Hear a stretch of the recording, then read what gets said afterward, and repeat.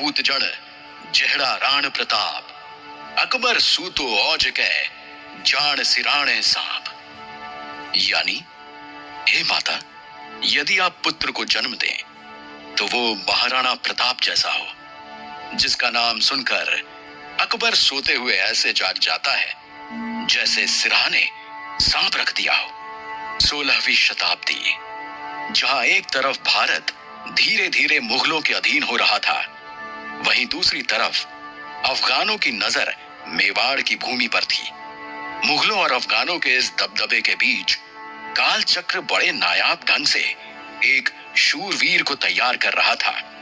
एक ऐसा शूरवीर जो ना कभी झुका ना कभी थका, जिनके जीवन में इतना संघर्ष था कि कई बार अपनों ने ही धोखा दिया, लेकिन उन्हें जीवन में कई साथी ऐसे भी मिले जो उनके लिए मर मिटने को तैयार थे।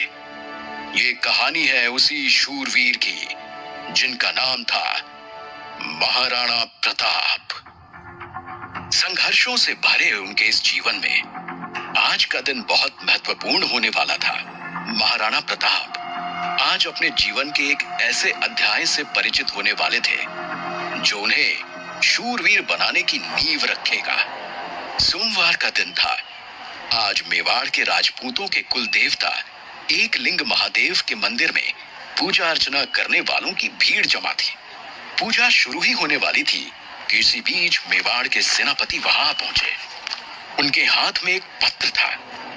मेवाड़ के राजा उदय सिंह के पुत्र 14 वर्ष के कुंवर प्रताप सिंह सेनापति को बड़े ध्यान से देख रहे थे। सेनापति के चेहरे के भाव बता रहे थे कि जरूर कोई चिंता का विषय है, मगर राजा उदय सिंह को पूजा में व्यस्त देख वो बेचैन से वहीं खड़े रह गए।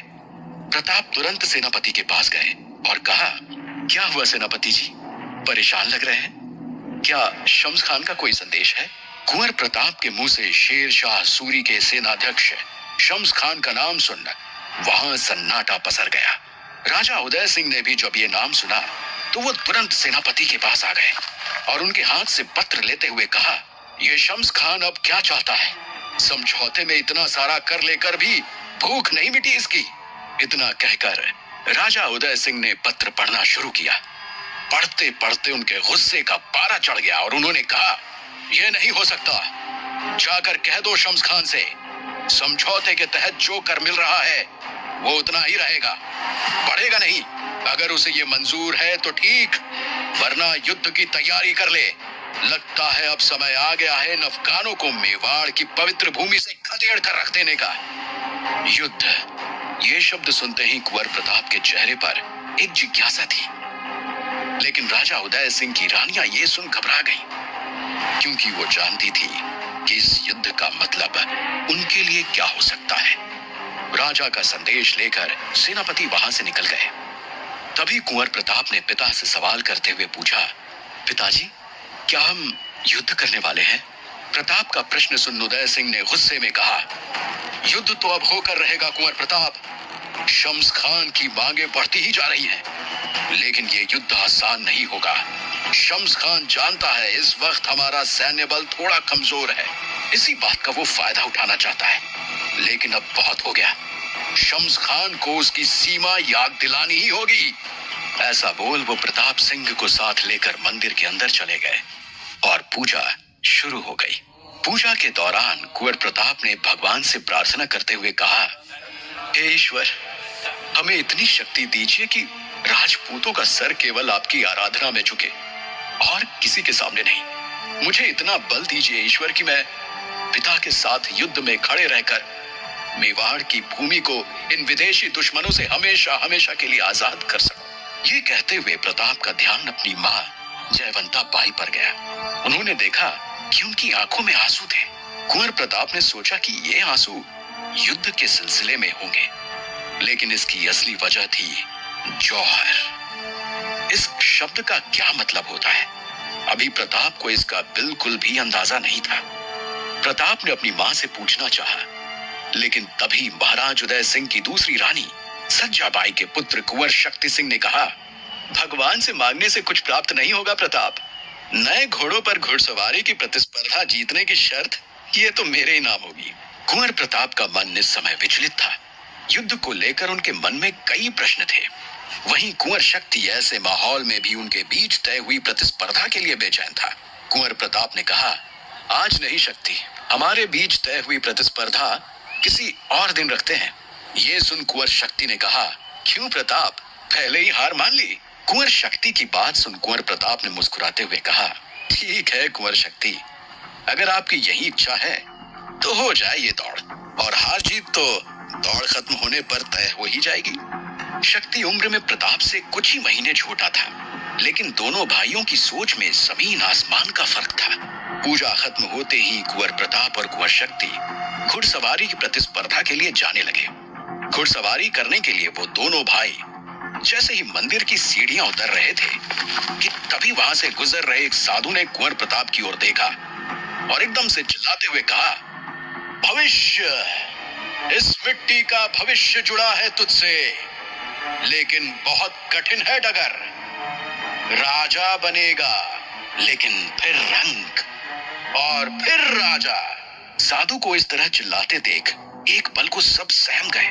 कुंवर प्रताप के लिए साधु की भविष्यवाणी सुन रानी जयवंता बाई एक पल के लिए तो खुश हुई, लेकिन फिर राजा से रंक बनने की बात सुन उनकी खुशी मानो पल भर में ही गुम हो गई। इधर रानी सज्जा बाई की छाती पर मानो सांप लौट गया। तभी प्रताप ने देखा कि शक्ति अस्तबल की तरफ भाग चुका था। प्रताप के अस्तबल पहुंचने तक शक्ति ने प्रतिस्पर्धा के लिए अस्तबल में आए नए घोड़ों में से सबसे अच्छा घोड़ा चुन लिया था। प्रताप को अब घोड़ा चुनने के लिए असमंजस में देख शक्ति ने कहा, इनमें से कोई भी घोड़ा चुन लो प्रताप, क्योंकि घोड़ा कितनी तेज भागेगा ये तो घुड़सवार पर है, ना कि घोड़े पर। शक्ति की बात पर प्रताप ने कहा, आधी प्रतिस्पर्धा तो तुम यही हार गए कुंवर शक्ति। एक अच्छे घोड़े के बगैर अच्छे घुड़सवार का कोई महत्व नहीं। तभी प्रताप की नजर एक जवान और बेकाबू घोड़े पर गई, जो घेरे के चारों ओर बनी लकड़ियों की दीवार को लांघने का हर संभव प्रयास करने लगा था। प्रताप का यह देखना था कि अगले ही पल वो घोड़े के बाढ़ में घुस उस बेकाबू घोड़े के सामने था। ये देख शक्ति ने चिल्लाते हुए कहा, ये क्या कर रहे हैं प्रताप? वो घोड़ा अभी दौड़ने के लिए तैयार नहीं है, उसे चुनकर क्यों हार को सामने से दावत दे रहे हैं? कहिए तो प्रतिस्पर्धा रद्द कर देते हैं। प्रताप ने उस बेकाबू घोड़े से बाहर नजर हटाए कहा, प्रतिस्पर्धा तो होकर रहेगी, और आज मैं इसी पर घुड़सवारी करूंगा। प्रताप ने इतना कहा ही था कि वो घोड़ा दोनों पैर हवा में उठाए प्रताप के ऊपर ही उछल पड़ा। ये देख प्रताप तुरंत छलांग लगाकर लकड़ी की बनी चार दीवारी के ऊपर कूद गया। उसने घोड़े को देखकर कहा, आज तो तुम्हें मेरी दोस्ती स्वीकारनी होगी। इतना कहकर उसने तुरंत वहां रखी रस्सी का छल्ला बनाकर उसे उस घोड़े की गर्दन में फंसा दिया और उछलकर उसकी पीठ पर जा बैठा और शक्ति को देखकर कहा, तो हो जाए प्रतिस्पर्धा शुरू। शक्ति का यह सुनना था कि उसकी नजर वहां से 5 कोस दूर एक पहाड़ी पर बने मंदिर के ऊपर लगी पताका पर गई और उसने अपना घोड़ा उस ओर मोड़ दिया और कहा, मैं वहीं मिलूंगा प्रताप। प्रताप के चुने घोड़े की हालत देख शक्ति को पूरा भरोसा था कि उस घोड़े को लेकर प्रताप घुड़सवारी तो दूर बाड़े से भी बाहर नहीं निकल पाएगा। जहां एक और शक्ति नजरों से ओझल हो चुका था, वहीं प्रताप का घोड़ा अभी भी बाड़े में एक छोर से दूसरे छोर छलांग मार रहा था। लेकिन प्रताप ने हार नहीं मानी, वो भी उसकी पीठ पर किसी चुंबक की तरह चिपका रहा। अब प्रताप ने उसकी गर्दन सहलानी शुरू कर दी और उसके कान में कहा, मित्र, बात यह है कि अब तुम हमें पसंद आ गए हो। हमने तुम्हारे लिए नाम तो नहीं सोचा है, लेकिन जीवन भर तुम्हारे साथ रहने की ठान ली है। अब ये तुम पर है कि तुम मित्रता कब स्वीकारते हो। ऐसा बोल प्रताप ने उसे हल्की सी एड़ी मारी और घोड़ा एक लंबी छलांग मार बाड़े की चार दीवार फांद गया। अब प्रताप अपने घोड़े पर बैठ हवा से बातें कर रहा था। हालांकि शक्ति प्रताप से काफी आगे निकल चुका था, लेकिन कुछ ही समय में प्रताप ठीक शक्ति के पीछे था। शक्ति ने जब पीछे से आ रहे प्रताप को देखा तो उसे यकीन ही नहीं हुआ। उसने तुरंत अपने घोड़े को एड़ी मार उसकी गति बढ़ा दी। तभी प्रताप ने देखा कि शक्ति के आगे रास्ते में एक औरत जमीन पर गिरी पड़ी है। प्रताप चिल्लाया, कुंवर शक्ति, सामने देखो। शक्ति ने जैसे ही आगे देखा तो वो चौंक गया।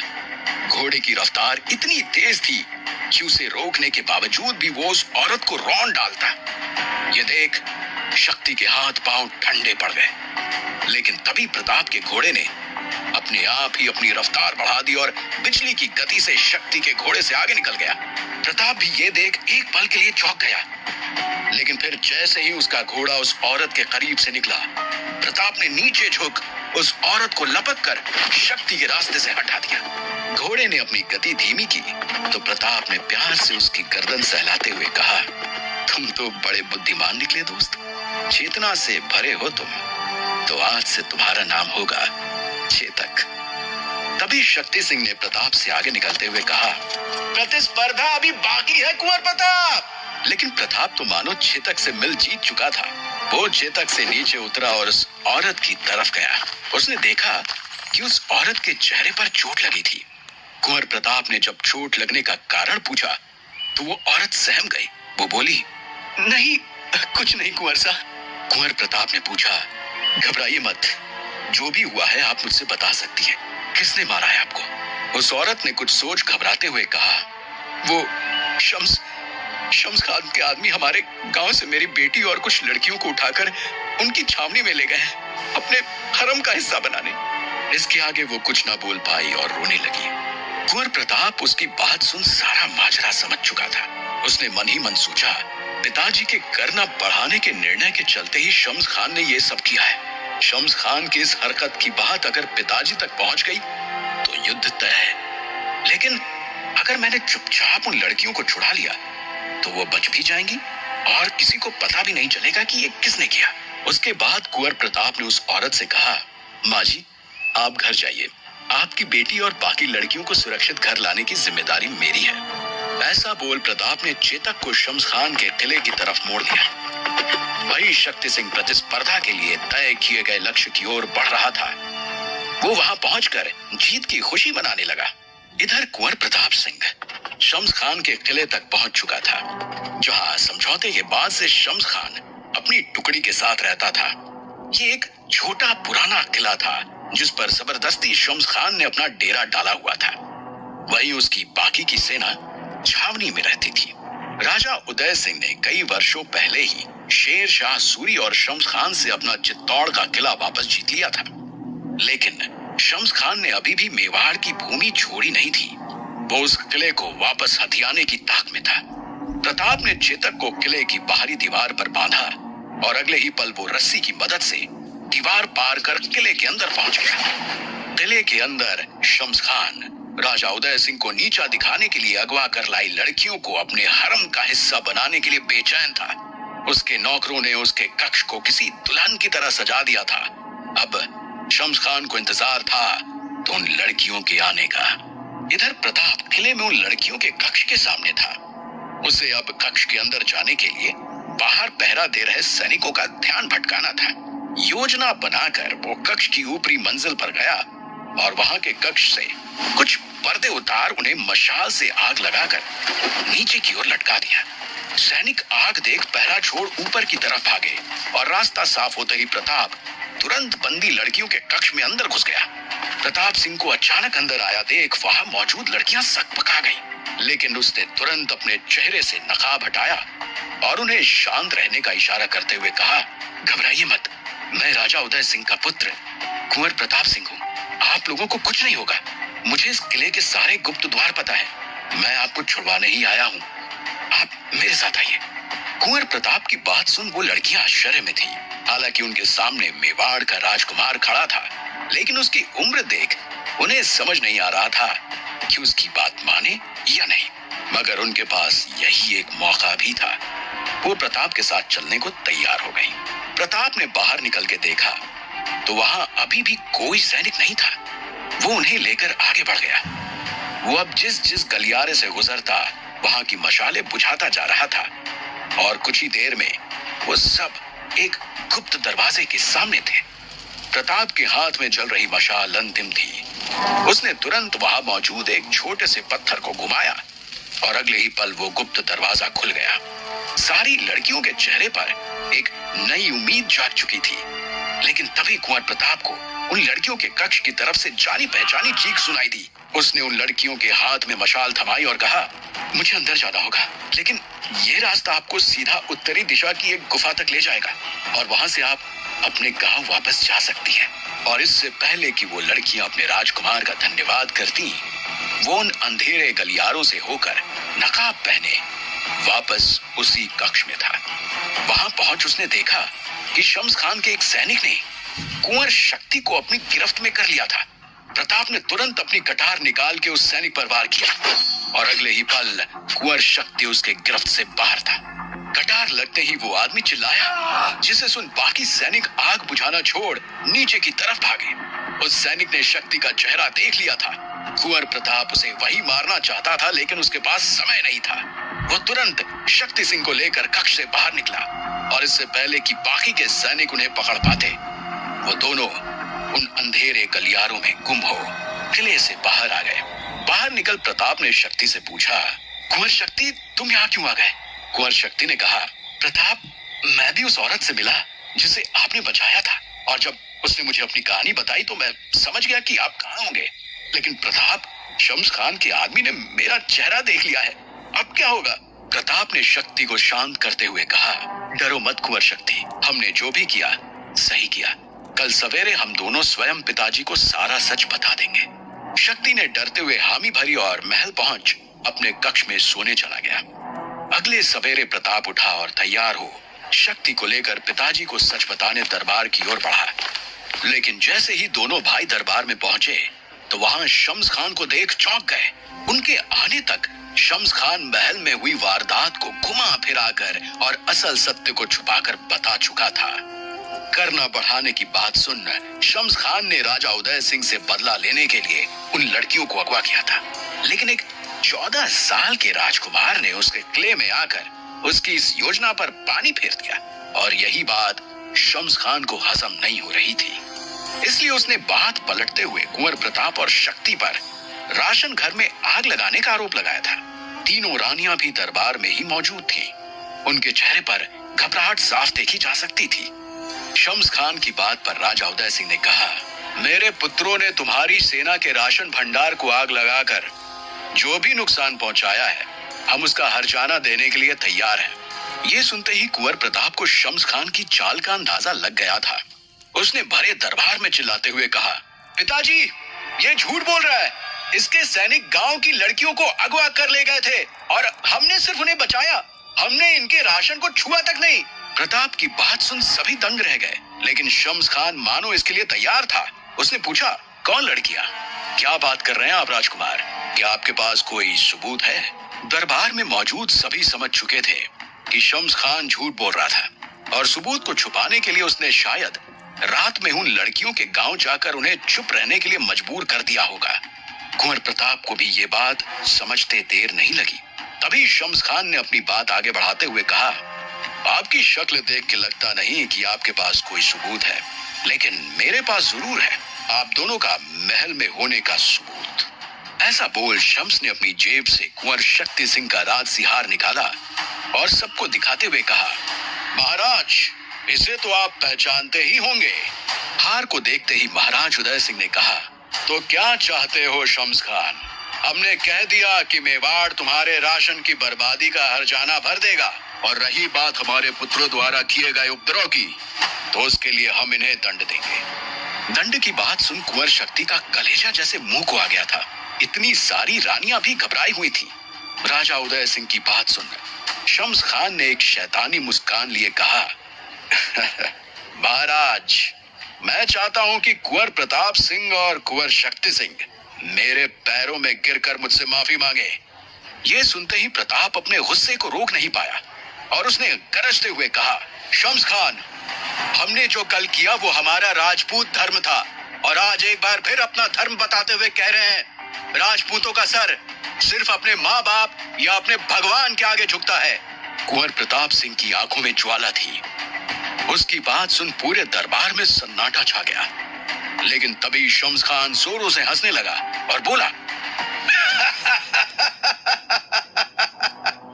ठीक है, नहीं चाहिए माफी, पर महाराज, राशन के साथ साथ अगर मेरे हरम का भी बंदोबस्त हो जाता तो बस। ऐसा बोलते हुए महाराज उदय सिंह अपनी गद्दी से उठ खड़े हुए, लेकिन प्रताप तब तक अपनी तलवार निकाल उसे शम्स की गर्दन पर रख चुके थे। ये देख जैसे ही शम्स खान के सैनिकों ने कुंवर प्रताप की ओर अपने भाले ताने तो दरबार में मौजूद सबकी तलवारें निकल गई। शम्स खान ये देख सहम गया और इससे पहले कि वो कुछ बोलता, राजा उदय सिंह ने प्रताप की ओर देखा और कहा, कुंवर प्रताप सिंह, राजपूतों का एक धर्म है, चाहे दुश्मन हो या दोस्त, राजपूत सभा में सिर्फ स्वागत करते हैं। राजसभा में हमारे आतिथ्य में कोई कमी नहीं होती और रणभूमि में हमारे वार में। कुंवर प्रताप का गुस्सा अभी भी 7वें आसमान पर था, लेकिन पिता की बात मान उसने तलवार नीचे कर दी। शम्स खान की सांस में सांस आई। उसे उम्मीद नहीं थी कि एक बच्चा उसकी गर्दन तक पहुंच सकता है। गुस्से में उसका शरीर कांप रहा था। तभी राजा उदय सिंह ने कहा, शम्स खान, हमने जो देना तय किया था वो हम अभी भी देने को तैयार हैं, लेकिन इसके अलावा तुम्हें इस दरबार से और कुछ नहीं मिलेगा। अब फैसला तुम्हारे हाथ में है, राशन या रण। शम्स खान की सारी चाल नाकामयाब हो चुकी थी। उसने गुस्से में राजा उदय सिंह को देखा और कहा, अब मैदान में जंग के लिए तैयार रहना। वैसा बोल शम्स खान दरबार से निकल गया। कुंवर प्रताप जिस युद्ध को टालने का प्रयास कर रहा था, वो स्थिति फिर से वहीं के वहीं आ चुकी थी। लेकिन प्रताप को कहीं ना कहीं इस बात पर गर्व था कि उसके पिता यानी राजा उदय सिंह शम्स खान के आगे झुके नहीं। शम्स खान के जाते ही राजा उदय सिंह अपने सेनाध्यक्षों के साथ युद्ध रणनीति बनाने निकल गए। रात हो चुकी थी और युद्ध होने की खबर पूरे मेवाड़ में आग की तरह फैल चुकी थी। मेवाड़ में अब किसी व्यस्त दिन से भी ज्यादा चहल पहल थी। लोग अपने बच्चों और औरतों को महल के एक नियत स्थान पर छोड़ हथियार लेकर सेना में जुड़ रहे थे। महाराजा उदय सिंह युद्ध से नहीं डरते थे, लेकिन इस बार उनका सैन्य बल थोड़ा कमजोर था। ये बात शम्स खान भी जानता था और मेवाड़ के सैनिकों की औरतें भी। कुंवर प्रताप भी वही सैनिकों की मदद करने में जुटा था। उसने देखा कि वहां आई सभी औरतों ने श्रृंगार किया था। सेना में जुड़ने से पहले उनके पति उनसे इस तरह मिल रहे थे मानो ये उनकी आखिरी मुलाकात हो। वहां से निकल जब प्रताप कक्ष में पहुंचा तो उसकी माँ रानी जयवंता बाई भी पूरा श्रृंगार कर आईने के सामने उदास बैठी थी। प्रताप उनसे सवाल करने ही वाला था कि तभी जयवंता बाई ने प्रताप को देख तुरंत उसे गले लगा लिया, लेकिन अपने आंसू छलकने से अपने को रोक ना सकी और कहा, कहाँ थे तुम पुत्र? कब से तुम्हारी प्रतीक्षा कर रहे हैं। प्रताप ने जवाब देते हुए कहा, माँ, मैं सैनिकों की मदद कर रहा था, लेकिन आप रो क्यों रही हैं? और आप और मेवाड़ की सभी माताओं ने श्रृंगार क्यों किया हुआ है? जयवंता बाई ने कहा, पुत्र, ये हमारे और मेवाड़ की सभी औरतों के सम्मान से मरने की तैयारी है। अगर किसी कारणवश इस युद्ध में हमारी हार हुई तो हम औरतें अपनी इज्जत पर अफगानों को हाथ नहीं डालने देंगी। हम जलकर अपनी जान दे देंगी। इसे जौहर कहते हैं प्रताप, और ये राजपूतों की शान है। तुमने देखा है ना कैसे शम्स खान अपने हरम को भरने के लिए लोभी हुआ जा रहा है। ये सुन प्रताप को अब युद्ध का असल रूप समझ आ गया था। उसने अपनी माँ को दिलासा देते हुए कहा, मुझे आपका पुत्र होने पर गर्व है माँ। अच्छा माँ, मैं थोड़ी देर के लिए बाहर जा रहा हूँ, लेकिन जल्द ही लौटूंगा।